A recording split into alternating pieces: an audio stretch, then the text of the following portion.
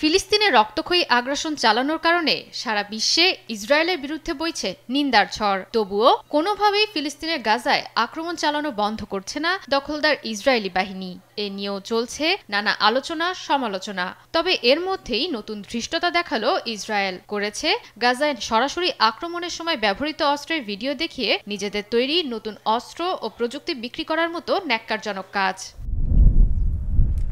গেল সপ্তাহে তেল আবিবে আয়োজন করা হয় ডিফেন্স টেক উইক নামে বড় প্রতিরক্ষা প্রযুক্তি প্রদর্শনী। আয়োজক হিসেবে ছিল ইসরায়েলের তেল আবিব বিশ্ববিদ্যালয় এবং প্রতিরক্ষা মন্ত্রণালয়ের কিছু দপ্তর।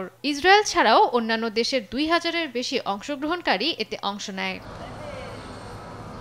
ইসরায়েলের উদ্দেশ্য প্রদর্শনীটির মাধ্যমে নিজেদের অস্ত্রের কার্যকারিতা সকলের সামনে তুলে ধরা। প্রদর্শনীটিতে এশীয় দেশগুলোর প্রতিনিধি হিসেবে ভারত, উজবেকিস্তান ও সিঙ্গাপুর উপস্থিত ছিল। বিস্মিত করেছে গাজা যুদ্ধে বিরোধিতা করা রাষ্ট্র যুক্তরাজ্য এবং নরওয়ের অংশগ্রহণ। বিশ্বজুড়ে ইসরায়েলের জনপ্রিয়তা কমলেও থেমে নেই অস্ত্র বিক্রি।